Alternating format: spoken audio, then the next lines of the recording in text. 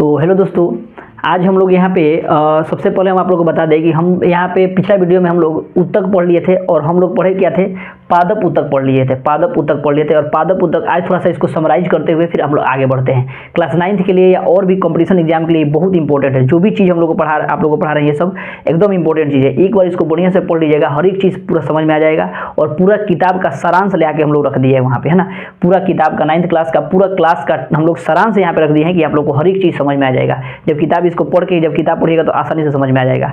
इस वीडियो में हम लोग सबसे पहले हम लोग को उत्तक पढ़ना था। उत्तक इस वीडियो में हम लोग जंतु उत्तक पढ़ेंगे। हम लोग जंतु उत्तक पढ़ेंगे।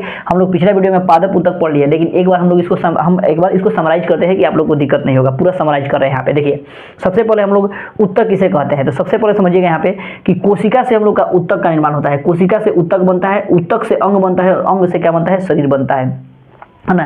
कोशिका बहुत सारे कोशिकाओं को जब मिलाएंगे तो क्या बनेगा, उत्तक। एक बार समराइज कर देते हैं, उसके बाद हम लोग जंतु उत्तक पढ़ाते हैं, है ना। बहुत सारे कोशिकाओं को मिलाएंगे तो उत्तक बनेगा और उत्तक को मिलाएंगे, बहुत सारे उत्तक को मिलाएंगे तो क्या बनेगा, अंग बनेगा और अंग को बहुत सारा अंग को मिलाएंगे तो एक शरीर का निर्माण हो जाएगा। तो उसी तरह लोग सिंपली हम लोग समझ सकते हैं कि उत्तक किसे कहते हैं, तो एक कोशिकाओं के समूह को क्या बोलेंगे, उत्तक बोलेंगे। तो वही कोशिकाओं के समूह को क्या कहते हैं, उत्तक कहते हैं। तो वही उत्तक आ गया। उत्तक कितने प्रकार के होते हैं, तो उत्तक 2 प्रकार के होते हैं। कौन कौन, तो पादप उत्तक और जंतु उत्तक। 2 प्रकार का, पादप उत्तक और जंतु उत्तक।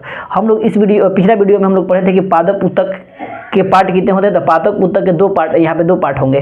पादप उत्तक एक विभाज्य उत्तक होता है और एक अस्थायी उत्तक होता है। एक अस्थायी उत्तक होता है। फिर अस्थायी उत्तक के भी 2 पार्ट होते हैं। कौन कौन, तो सरल उत्तक और जटिल उत्तक। हम जल्दी थोड़ा सा हम समराइज कर देते हैं आप लोगों को कि दिक्कत नहीं होगा। उसके बाद हम लोग फिर जंतु उत्तक में आएंगे। समझ में आ रहा है, फिर जंतु उत्तक में आएंगे यहाँ पे। फिर यहाँ पे विभाज्य उत्तक में क्या था, तो विभाज्य उत्तक का 3 पार्ट होता है। कौन कौन सा, तो शीर्ष विभाज्य उत्तक, पार्श्व विभाज्य उत्तक और अंतर्वेशी विभाज्य उत्तक।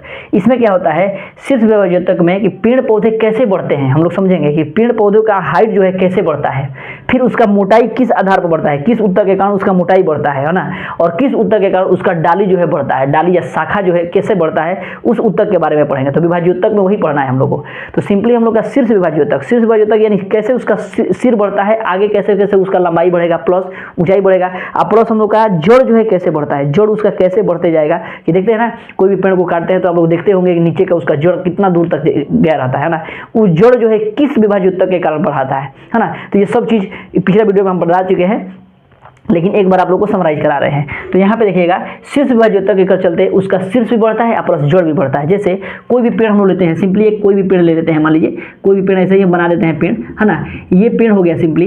तो इसका जो भी हम लोग का ये सिर जो है ऊपर बढ़ेगा, इसका हाइट जैसे बढ़ेगा, इसका हाइट बढ़ता है किस विभाज्य उत्तक के कारण बढ़ता है, तो शीर्ष विभाज्य उत्तक के कारण बढ़ता है। किसके, तो शीर्ष विभाज्य उत्तक के चलते। और प्लस इसी का जड़ भी आप लोग देखते हैं कि कोई भी जमीन में पेड़ पौधा रहता है तो जमीन के काफ़ी दूर तक उसका जड़ बिखरा रहता है, प्लस नीचे भी धरती में भी अंदर जाता है। तो किसके कारण वो भी बढ़ता है, तो वो भी बढ़ता है हम लोग का किसके, शीर्ष विभाज्य उत्तक के कारण। तो यहाँ पे देखिए लिख दिए हैं कि जड़ और शीर्ष जो है किसके कारण बढ़ता है, तो शीर्ष विभाज्य उत्तक के कारण बढ़ता है। और इसका जड़ जो है, जड़ भी किसके कारण बढ़ता है, जड़ भी जो बहुत दूर तक जाएगा, किसके कारण, तो शीर्ष विभाज्य उत्तक के कारण बढ़ेगा। तो ये शीर्ष विभाज्य उत्तक में जड़ और शीर्ष क्या होता है, बढ़ता है। शीर्ष भी बढ़ता है और जड़ भी बढ़ता है, तो शीर्ष विभाज्य उत्तक कर लेंगे। पार्श्व विभाज्य उत्तक में क्या होता है कि मोटाई उसका बढ़ता है। मोटाई यानी पार्श्व साइड का जो है धीरे धीरे मोटाई बढ़ता है। जैसे जैसे पेड़ पौधा कुछ दिन तक रहता है, जैसे जैसे उसका दिन बढ़ता है, 2 साल 4 साल 5 साल के बाद क्या होता है, धीरे धीरे ये पेड़ पौधा का क्या होता है, इसका मोटाई भी बढ़ते जाता है। तो मोटाई भी बढ़ता है किस विभाज्य उत्तक के कारण, तो इसका मोटाई जो है हम लोग का पार्श्व विभाज्य उत्तक के कारण बढ़ता है। किसके कारण, पार्श्व विभाज्य उत्तक के कारण, पार्श्व विभाज्य उत्तक। तो यहाँ पे पार्श्व विभाज्य उत्तक हम लोग का होगा। तो ये जो है हम लोग का मोटाई जो है किसके कारण बढ़ेगा, पार्श्व विभाज्य उत्तक के कारण। समझ में आ रहा है, पार्श्व विभाज्य उत्तक के कारण। देखिए वीडियो ठीक है ना, कोई दिक्कत नहीं है, सब चीज़ समझ में आ रहा है ना, समझिएगा। फिर आगे उसके बाद हम लोग का आगे है अंतर्वेशी विभाज्य उत्तक। अंतर्वेशी विभाज्य उत्तक में क्या होता है, अंतर्वेशी विभाज्य उत्तक में इसका डाली बढ़ता है। जैसे कहने का मतलब कोई भी पेड़ का डाली है, कोई भी पेड़ का यहाँ पे डाली अगर हम लोग लेते हैं, कोई भी पेड़ का, दिक्कत नहीं ना हो रहा है, कोई भी पेड़ का अगर डाली है, डाली जो है यानी शाखा जो है बढ़ता है। शाखा किस विभाज्य उत्तक के कारण बढ़ता है, तो शाखा जो है हम लोग का अंतर्वेशी विभाज्य उत्तक के कारण बढ़ता है। इसी को अंतर्विष्ट विभाज्य उत्तक भी बोलते हैं, अंतर्विष्ट विभाज्य उत्तक भी। यही विभाज्य उत्तक के कारण इसका डाली बढ़ता है, डाली ऊपर बढ़ेगा। तो किसके कारण, तो शीर्ष अंतर्वेशी विभाज्य उत्तक के कारण। तो समझ में आ गया है, शीर्ष विभाज्य उत्तक और शीर्ष बढ़ता है प्लस जड़ बढ़ता है, पार्श्व भयजोतक बढ़ते क्या होता है, पार्श्व भयजोतक मतलब उसका मोटाई बढ़ता है और अंतर्वेशी भयजोतक के चलते उसका डाली या शाखा बढ़ता है। समझ में आ गया है। उसके बाद देखिए हम लोग अब आ गया अस्थायी ऊतक। अस्थायी ऊतक में भी दो प्रकार के होते हैं, एक होते हैं सरल ऊतक और एक होते हैं जटिल ऊतक। अब ये जो है बहुत इंपॉर्टेंट चीज़ है, क्वेश्चन पूछ देता है, इसमें से दे देगा, कहेगा कि बताइए जटिल ऊतक कौन है, दे देगा एगो दे देगा जाइलम और इसमें से दो तीन को दे देगा मृदु ऊतक और स्थूलकोण ऊतक। बताइए कि कौन सा है जटिल ऊतक है, तो इसको पहचानना पड़ता है। तो जटिल ऊतक में हम लोग का दो ही होता है। जटिल ऊतक कौन, तो जाइलम और फ्लोएम जो है क्या होता है, जटिल ऊतक। जाइलम और फ्लोएम जटिल ऊतक होता है और अस्थायी ऊतक सरल ऊतक में होता है मृदु ऊतक, है ना, मृदु ऊतक जिसको हम लोग बोलते हैं पैरेन्काइमा। उसके बाद स्थूलकोण ऊतक जिसको ये लचीला होता है और इसको बोलते हैं कोलेनकाइमा और दृढ़ोतक स्क्लेरेनकाइमा बोलते हैं। मृदुतक में क्या होता है, मृदुतक में जो है जड़ और तना, जड़ और तना जो होता है मृदुतक में जड़ और तना जो होता है एकदम सिंपली जड़ और तना जो होता है, जड़ और तना ये जो होता है मृदुतक, यानी मृदु मतलब कहने का मतलब कि एकदम मतलब ज़्यादा ये क्या कहते हैं कठोर नहीं होता है। जैसे जड़ भी ज़्यादा कठोर नहीं होता है। स्थूलकोण ऊतक में क्या होगा, लचीलापन आता है। स्थूलकोण ऊतक के कारण पेड़ पौधे में लचीलापन आता है, दृढ़ता आता है। जैसे कोई भी मान लीजिए यहाँ पे डाली है तो यहाँ पे कुछ ना कुछ कोण बनाएगा ना, समझने के लिए बता रहे हैं। डाली है तो यहाँ पे कुछ ना कुछ कोण बनाएगा ना। अब जब कोण बनाएगा तो इसमें क्या होगा, लचीलापन आएगा ना, कोण के हिसाब से हवा बहेगा तो इधर उधर आएगा। तो सिंपली इसको याद रख सकते हैं हम, स्थूलकोण ऊतक के चलते यहाँ पे क्या होता है, लचीलापन आता है और दृढ़ता आता है। फिर उसके बाद हम लोग का क्या होता है, इसको जिसको बोलते हैं हम लोग कोलेनकाइमा बोल देंगे। उसके बाद आता है दृढ़ोतक। दृढ़ोतक में क्या होता है, दृढ़ोतक में दृढ़ बनाता है, हर एक चीज़ को दृढ़ बनाता है। जैसे नारियल का रेशा देखते हैं कितना कठोर होता है, हम लोग का नारियल का रेशा जो स्क्लेरेनकाइमा के कारण होता है दृढ़ोतक। तो ये दृढ़ोतक हो गया। जटिल ऊतक में समझिएगा कि जटिल ऊतक में क्या होगा, जटिल ऊतक में हम लोग का जाइलम और फ्लोएम आता है। जाइलम क्या होता है, जाइलम होता है कि जाइलम में पेड़ पौधे को, मान लीजिए पेड़ पौधों को प्रकाश संश्लेषण का जरूरत होता है। पेड़ पौधे अपने खाना किसके चलते बनाते हैं, तो प्रकाश संश्लेषण के द्वारा। पेड़ पौधे खाना प्रकाश संश्लेषण के द्वारा खाना बनाते हैं, प्रकाश संश्लेषण के द्वारा संश्लेषण के द्वारा अपना खाना बनाते हैं। पेड़ पौधे प्रकाश संश्लेषण के द्वारा अपना खाना बनाते हैं। प्रकाश संश्लेषण किस तरह होता है, तो पेड़ पौधे जो है वायु से कार्बन डाइऑक्साइड, सूर्य से प्रकाश और जमीन से खनिज लवण और पानी लेके अपना खाना बनाते हैं। तो जो भी जमीन से खनिज लवण को अपने पास खींचते हैं, नीचे से जमीन से धरती से खींचते हैं, जल के द्वारा खींचते हैं, उस जाइलम के द्वारा आता है। जल और खनिज लवण जाइलम के द्वारा ऊपर खींचते हैं, तो उसको हम लोग क्या बोलेंगे, जाइलम। जो जल और लवण खनिज लवण को ऊपर खींचता है उसको जाइलम बोलते हैं। और फ्लोएम क्या करेगा कि फ्लोएम जब खाना बन जाएगा, प्रकाश संश्लेषण की क्रिया द्वारा खाना बन जाएगा, तो खाना को क्या करेगा, ऊपर से लेके नीचे पूरा चीज़ को क्या करेगा, डिवाइड कर देगा, हर एक अंग में, हर एक पार्ट में अलग अलग भेज देगा। तो उसको हम लोग क्या बोलेंगे, फ्लोएम बोलेंगे। उसको क्या बोलेंगे, फ्लोएम। तो ये हो जाता है जाइलम और फ्लोएम, इसको याद रखिएगा। जटिल ऊतक में दो प्रकार का, जाइलम और फ्लोएम। और उसके बाद हम लोग का अस्थायी ऊतक में क्या आ जाएगा, सरल ऊतक में क्या आ जाएगा, तो सरल ऊतक में हम लोग का मृदु ऊतक ना, स्थूलकोण ऊतक, उसके बाद दृढ़ ऊतक, जिसको हम लोग इंग्लिश में बोलेंगे पैरेन्काइमा, कोलेनकाइमा और स्क्लेरेनकाइमा। तो ये सब याद करने के लिए थोड़ा सा बढ़िया से इसको याद कर लीजिएगा कि दिक्कत नहीं होगा। अब हम लोग जंतु को ऊतक जो है, जंतु ऊतक पूरा इस वीडियो में विधिवत रूप से हम लोग देखेंगे कि कैसे जंतु ऊतक में क्या होता है और हर एक चीज़ को समझेंगे कि दिक्कत नहीं होगा आप लोग को, है ना। तो 9th क्लास का पूरा बुक का हम बता दे रहे हैं दोस्तों, पूरा बुक को हम लोग समराइज कर रहे हैं। पूरा बुक को एक बार आप पढ़ लीजिएगा, ये सब एक बार इसको पढ़ लीजिएगा तो पूरा बुक आप लोग को एकदम बढ़िया से समझ में आ जाएगा। कोई भी चीज़ में, कोई भी टॉपिक में दिक्कत नहीं रहेगा। इसलिए इसको आप लोग स्क्रीनशॉट ले लीजिए और उसके बाद हम लोग फिर जंतु ऊतक पे आते। अब दोस्तों जंतु ऊतक हम लोग देखेंगे यहाँ पे। जंतु ऊतक बहुत ही इंपॉर्टेंट चीज़ है ना। जंतु ऊतक यानी जंतु, हम लोग भी क्या आते हैं, हम लोग भी जंतु में ही आते हैं, है ना। पादप ऊतक में पादप हो गए, है ना, जो भी पादप है, पादप पेड़ पौधे जितने भी है पादप हो गए। और जंतु ऊतक में हम लोग भी जंतु एक प्रकार का है, हम लोग भी जंतु हैं, समझ में आ रहा है। हम लोग भी जंतु में जंतु ऊतक अब हम लोग देखेंगे आज एकदम सिंपल वे में जंतु ऊतक को समझेंगे। पूरा बुक का हम लोग समराइज कर रहे हैं, 9th का NCERT बुक जो है पूरा बुक को हम लोग समराइज कर रहे हैं। एक बार इसी को पढ़ लीजिएगा, पूरा चीज़ समझ जाइएगा, उसके बाद आप बुक पढ़िएगा तो सब चीज़ टोटल चीज़ समझ में आ जाएगा कि क्या है क्या नहीं है। आइए फिर हम लोग देखते हैं यहाँ पे, समझिएगा। उपकला ऊतक, जंतु ऊतक जो है 4 प्रकार के होते हैं। जंतु ऊतक कितने प्रकार के, 4 प्रकार के।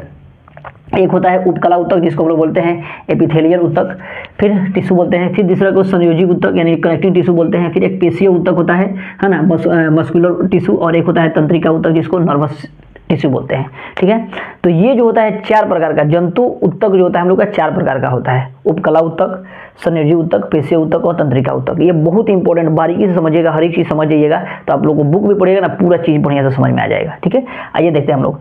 ये जो होता है देखिए उपकला ऊतक, उपकला, उप मतलब क्या हो रहा है, उप माने ऊपर, उप माने क्या होता है ऊपर, उप माने एकदम सिंपली समझिए ऊपर होगा, उप माने ऊपर, जैसे उप प्रधानमंत्री नहीं पढ़ते, उप प्रधानमंत्री, उप मुख्यमंत्री, है ना, ये सब प्रधानमंत्री। उप प्रधानमंत्री भी सबसे पहले रहे थे हम लोग का कौन, सरदार वल्लभ भाई पटेल, तो उप प्रधानमंत्री भी पहले रहते थे, लेकिन अब हम लोग का वो सब नहीं है, केवल प्रधानमंत्री हम लोग रहते हैं, उपराष्ट्रपति रहते हैं, लेकिन अब नहीं, उसको हटा दिया गया है।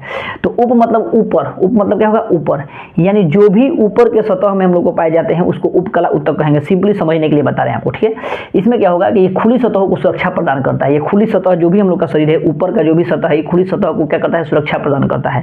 प्लस इसमें क्या होता है, ये सुंदरता भी प्रदान करता है। उपकला ऊतक क्या करता है, सुंदरता प्रदान करता है। फिर क्या करता है, देखिए इसमें क्या होता है हम लोग का समझिएगा, जो भी देखते हैं कोई भी लड़का यंग है, बच्चा भी है, छोटा सा बच्चा भी है, ये सब थोड़ा सा है लोग, तो इन लोग का क्या होता है कि शरीर जो मान लीजिए मोटा तगड़ा है थोड़ा सा, उस शरीर में क्या होता है, ये सब फूला फूला रहता है, दिखने में भी अच्छा लगता है, पूरा फूला, हर एक चीज़ फूला फूला रहेगा। उसमें कहने का मतलब उसमें वसा होता है, वसा होने की वजह से ये सब चीज़ हम लोग का फूला फूला दिखता है। लेकिन वही जो बूढ़े हो गए हैं, बूढ़े हो गए तो देखिएगा उनका चमड़ा झूल गया होगा, सिंपली समझने, झूल गया होगा, है ना, उसी को हम लोग झुर्री बोलते हैं। उसी को क्या बोलते हैं, झुर्री बोलते हैं। वो झुर्री एकदम झुर्री के जैसा लगेगा, एकदम झूल गया होगा, उसको झुर्री की तरह ट्रीट करेंगे हम लोग। तो ये जो होता है उपकला ऊतक, उपकला ऊतक में हम लोग यह पाया जाएगा, तो वसा इसमें पाया जाएगा, जिसकी वजह से हम लोग का पूरा दिखेगा, है ना, पूरा फूला फूला दिखेगा। झुर्री पड़ जाना यानी क्या हो जाता है, मतलब वो चमड़ा झूल जाना, एक तरह से उसको झुर्री बोलना कहेंगे। यही जो होता है उपकला ऊतक जो होता है हम लोग को सुंदरता प्रदान करता है और खुली सतहों को सुरक्षा भी प्रदान करता है। और बताया हम लोग का संयोजी ऊतक, जिसको बोलते हैं हम लोग कनेक्टिंग टिश्यू। कनेक्टिंग टिश्यू क्या होता है, संयोजी ऊतक कहने का मतलब ये क्या होता है कि एक अंग को दूसरे अंग से जोड़ने का काम करता है, एक अंग से दूसरे अंग को जोड़ने का काम करता है संयोजी ऊतक। यानी कहने का मतलब जैसे हम लोग का हड्डी हो गया, ये संयोजी ऊतक है। हड्डी क्या हो गया, संयोजी ऊतक हो गया। कैसे, हड्डी यानी जैसे हम लोग का बोन, ये क्या हो गया, ये संयोजी ऊतक हो गया। ये जो है हम लोग का पूरा शरीर में एक तरह से बंधा हुआ है, हर एक शरीर को हम लोग का बंधा हुआ है, हर एक जगह रखा हुआ है इसको, है ना। ये अगर हड्डी नहीं रहेगा तो हम लोग का शरीर केवल मांस का लोथल हो जाएगा, एकदम सिंपल। तो इसीलिए हड्डी जो है हम लोग का क्या होगा, ये संयोजी ऊतक हो जाएगा, हड्डी संयोजी ऊतक। उपकला ऊतक, जो उपकला किसको, ये उपास्थि जो होता है जिसको कार्टिलेज बोलते हैं, ये क्या होता है उपकला, जिसको देखते हैं आप लोग कहीं कहीं हम लोग का हड्डी जो है एकदम मुलायम होता है। जैसे कान का हड्डी देख लीजिए, कान का हड्डी एकदम मुलायम होता है, जिस तरह मोड़ना चाहेंगे उस तरह मोड़ सकते हैं। लेकिन क्या ये अंगुली यहाँ से मोड़ना चाहेंगे तो मोड़ सकते हैं, नहीं ना मोड़ सकते हैं, तो उसको हम लोग हड्डी बोलेंगे। लेकिन जो उपास्थि किसको बोलते हैं, जिसको कार्टिलेज किसको बोलेंगे, तो कार्टिलेज बोलेंगे जो मुड़ जाए आसानी से। नाक का भी देखिए ऐसे मुड़ सकता है, कान का भी हम लोग ऐसे मुड़ेंगे तो क्या होगा, मुड़ जाएगा। तो इसको हम लोग क्या बोलेंगे, उपास्थि। इसको क्या बोलेंगे, उपास्थि यानी कार्टिलेज बोलेंगे। फिर आता है रक्त। रक्त भी हम लोग का, तो रक्त बोला जाएगा किस प्रकार का ऊतक है, तो ये एक प्रकार का संयोजी ऊतक है। रक्त किस प्रकार का ऊतक है, तो एक संयोजी ऊतक है, संयोजी। अब इसमें क्या होगा, रक्त संयोजी ऊतक है। ये क्या होता है कि ये भी हमारा देखिए पूरा ब्लड जो है हम लोग का, पूरा ब्लड जो है हम लोग का पूरा शरीर में है ना पूरा, तो ये एक दूसरे को फिर कनेक्ट करके रखा हुआ है। तो ये हम लोग का हो जाएगा, रक्त भी क्या हो जाएगा हम लोग का सरल संयोजी, ये भी तरल संयोजी ऊतक हो जाएगा, तो ये भी ऊतक। उसके बाद हम लोग का लिगामेंट, समझिएगा लिगामेंट क्या होता है। लिगामेंट जिसको बोलते हैं हम लोग, लिगामेंट जिसको हम लोग बोलते हैं स्नायु, हिंदी में स्नायु बोलते हैं और इंग्लिश में लिगामेंट बोलते हैं। लिगामेंट क्या करता है, लिगामेंट हड्डी को हड्डी से जोड़ता है। लिगामेंट जैसे जहाँ भी हम लोग का जोड़ होता है ना, वहाँ पे लिगामेंट होता है। जैसे कहने का मतलब मान लीजिए यहाँ पे भी हम लोग का जोड़ है एक तरह से, है ना, मुड़ रहा है ना, तो ये सब क्या है, लिगामेंट है। यहाँ पे भी हम लोग का जोड़ है ना, तो इसको लिगामेंट यानी हड्डी को हड्डी से जोड़ने का जो काम करता है उसको लिगामेंट बोलते हैं। एक होता है टेंडम। टेंडम क्या होता है, देखिए टेंडन क्या होता है, इसमें क्या होता है, हड्डी को मांसपेशी से जोड़ता है। हड्डी को मांसपेशी से जोड़ता है, उसको टेंडम बोलते हैं। हड्डी को मांसपेशी से जोड़ेगा उसको क्या बोलेंगे, टेंडम। एक होता है लिगामेंट जिसको स्नायु बोलते हैं, ये हड्डी को हड्डी से जोड़ता है, समझ में आ रहा है, हड्डी को हड्डी से जोड़ेगा। फिर क्या होता है लसिका। लसिका समझिएगा, लसिका और रक्त ये दोनों भी है हम लोग का क्या होता है, ये तरल संयोजी ऊतक होते हैं। रक्त और लसिका भी होता है क्या है, तरल संयोजी ऊतक होते हैं। ये भी क्या होता है, लसिका क्या होता है, लसिका जो भी हमारे शरीर में पचा हुआ खाद्य पदार्थ है, जो भी शरीर में हम लोग मान लीजिए खाना खाए हैं, ये गया है, पचा है पूरा, जो भी खाद्य पदार्थ पचा हुआ है, जो इंपॉर्टेंट चीज़ है, जो वेस्ट पदार्थ है वो चला जाएगा हम लोग का, गुर्दा के द्वारा बाहर निकल जाएगा, मलमूत्र के द्वारा। लेकिन जो भी हम लोग का पचा हुआ खाद्य पदार्थ है, भोज्य पदार्थ है, ये क्या करता है, भोजन परिवहन का काम करता है। खाद्य पदार्थों का क्या करता है, परिवहन का काम करता है लसिका। लसिका भी क्या करता है, खाद्य पदार्थ को परिवहन का काम करेगा, जो हमारे पूरे शरीर में लगता है, समझ में रहा है। फिर हम लोग आएगा पेशीय ऊतक, जिसको हम लोग मस्कुलर टिश्यू बोलते हैं। ये क्या होता है, देखिए पेशीय ऊतक, पेशीय ऊतक में भी फिर 3 प्रकार के होते हैं पेशीय ऊतक, समझिएगा। पेशीय ऊतक 3 प्रकार के, एक होता है रेखीय पेशीय ऊतक, एक होता है अरेखीय पेशीय ऊतक, एक होता है हम लोग का हृदय पेशीय ऊतक, है ना। तो रेखीय पेशीय ऊतक में क्या हो जाएगा, जिस रेखीय पेशीय ऊतक इसको स्वेच्छा के अनुसार हम लोग घुमा सकते हैं उसको क्या बोलेंगे, रेखीय पेशीय ऊतक।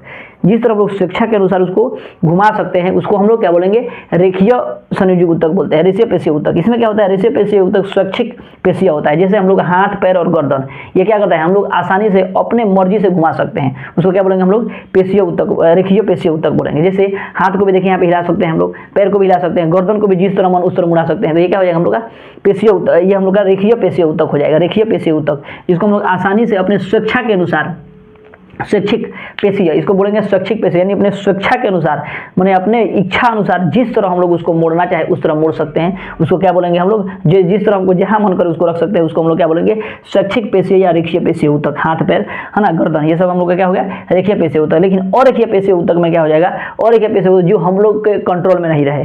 जैसे अभी लोग मान लीजिए कि खाना खा लिए हैं, खाना खाएं, अगर खाना खाएं बोलेंगे कि नहीं 4-5 घंटा के बाद इसको पचाएंगे, है ना, रोक के रखे हैं, तो ऐसा नहीं ना होगा, वो अपने आप जैसे ही हम खाना खाएंगे अपने आप पचना अपना स्टार्ट काम कर देगा, है ना। हाइड्रोक्लोरिक अम्ल होता है पेट में जो उसको पचाने का काम सिंपली करना स्टार्ट कर देगा। तो ये हम लोग का हो जाएगा अरेखीय, जैसे आंत में, अमाशय में, यकृत में, ये सब क्या हो गया, ये सब हम लोग का अरेखीय पेशीय ऊतक हो गया, अरेखीय पेशीय ऊतक। इसको हम लोग अपने स्वेच्छा के अनुसार नहीं काम कर सकते हैं, अपने स्वेच्छा के अनुसार काम नहीं कर सकते, लेकिन हाथ पैर को क्या कर सकते हैं हम लोग, अपने इच्छा के अनुसार जिस तरह मन करे उस तरह हम लोग इसको करा सकते हैं। तो ये हम लोग का क्या हो जाएगा, रेखीय पेशीय ऊतक। और ये जो अरेखीय पेशीय ऊतक, जिसको हमारे ऊपर कमांड नहीं हो, हम उसको हम अपने सोचे कि कमांड कर सकते हैं तो उसको कमांड हम लोग नहीं कर सकते हैं, उसको हम लोग क्या बोलेंगे, अरेखीय पेशीय ऊतक, जिसमें आंत हो जाएगा, अमाशय हो जाएगा, यकृत हो जाएगा, ये सब क्या हो गया, ये सब हम लोग का अरेखीय पेशीय ऊतक हो जाएगा।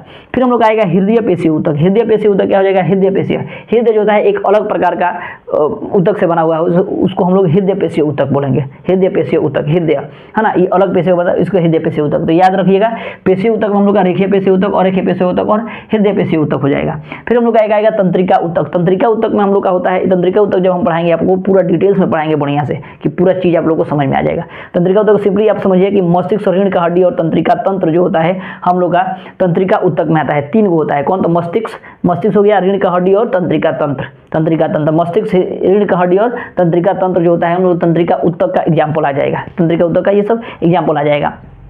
तो ये 3 प्रकार के मान लीजिए तंत्रिका ऊतक हम लोग का, ये जब पूरा पढ़ाएंगे हम रीढ़ का हड्डी और तंत्रिका ऊतक और मस्तिष्क, तो ये पूरा डिटेल्स में आप लोग को पढ़ा देंगे।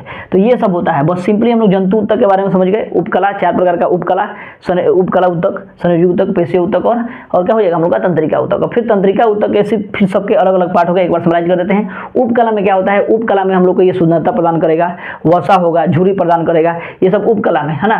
उसके बाद संयोजी ऊतक में जो हमारे पूरे शरीर के बॉडी का एक दूसरे के संपर्क बनाया हुआ है, एक दूसरे से जुड़ा हुआ है, उसको हम लोग संयोजी ऊतक बोलेंगे, जिसे कनेक्टिंग टिश्यू बोलते हैं, है ना। जैसे हम लोग का हड्डी हो गया, उपकला हो गया, है ना। उसके बाद हम लोग का रक्त हो गया, ब्लड बोलेगा, कौन सा संयोजी ऊतक होता है, कनेक्टिंग टिश्यू तो है ही, लेकिन उसमें भी क्या है हम लोग का तल संयोजी ऊतक है। फिर हम लोग का लसिका आ जाएगा, ये सब क्या होगा संयोजी ऊतक में, संयोजी ऊतक में। फिर पेशीय ऊतक में क्या हो जाएगा, तो पेशीय ऊतक में हम लोग का 3 प्रकार का, कौन कौन सा, रेखीय और अरेखीय और उसके बाद हृदय पेशीय। यानी रेखीय में हम लोग का क्या हो जाएगा कि जिसको हम लोग अपने स्वेच्छा के अनुसार घुमा सकते हैं उसको हम लोग क्या बोलेंगे, स्वेच्छा के अनुसार घुमा सकते हैं उसको क्या बोलेंगे हम लोग, रेखीय पेशीय, है ना, रेखीय पेशीय। और जिसको स्वेच्छा के अनुसार हम लोग नहीं घुमा सकते हैं उसको क्या बोलेंगे, अरेखीय पेशीय।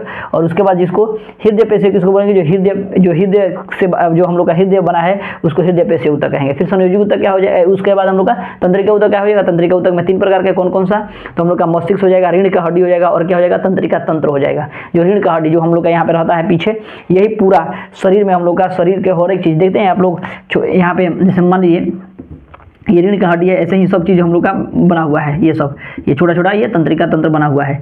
इसी से देखते हैं पैर कभी भी कोई भी चीज़ काट लिया या कोई चीज़ चुभ गया तो हम लोग को तुरंत मस्तिष्क में पता चल जाता है, किसके द्वारा, तंत्रिका तंत्र के द्वारा।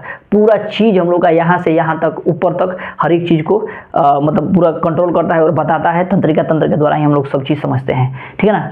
तो ये हम आज ये सब देखें हम लोग जंतु ऊतक और उसके बाद हम लोग पहले पढ़ लिया अभी पादप उत्तक भी पढ़ लिए, और ये सब पूरा चीज़ बढ़िया से आप लोगों को समझ में आया होगा। तो प्लीज़ कमेंट भी करिएगा दोस्तों, देखा जाएगा आप लोग का रिस्पॉन्स कैसा बनता है। और सभी चीज़ अब हम लोग फिर तंत्रिका उत्तक में हम लोग मस्तिष्क ऋण कार्डियो और तंत्रिका तंत्र पूरा चीज़ पूरा बढ़िया से एक्सप्लेन करके समझेंगे कि क्या है क्या नहीं है। ठीक है, चैनल पर नए होंगे तो चैनल को सब्सक्राइब कर लीजिएगा, और आप लोग का सपोर्ट रहा दोस्तों। पूरा चीज़ हम लोग आप लोगों को पढ़ा देंगे क्लास 9 के लिए, हर एक स्टूडेंट को एकदम सिंपल में हर एक चीज़ समझ में आ जाएगा। बुक आप पढ़िएगा, पूरा चीज़ समझ में आ जाएगा, कोई भी प्रॉब्लम नहीं होगा। समझ में आ रहा है? अगर इसको पढ़ के उसके बाद बुक पे देखते हैं तो आसानी से हर एक चीज़ समझ में आ जाएगा। अगर ऐसे पढ़िएगा तो कुछ समझ में नहीं आएगा, इसीलिए इसको प्रयास करिए कि बढ़िया से पढ़ने के लिए ये दिक्कत ना हो आप लोगों को। ठीक है, चलिए मिलते हैं नेक्स्ट वीडियो में, तब तक के लिए जय हिंद दोस्तों।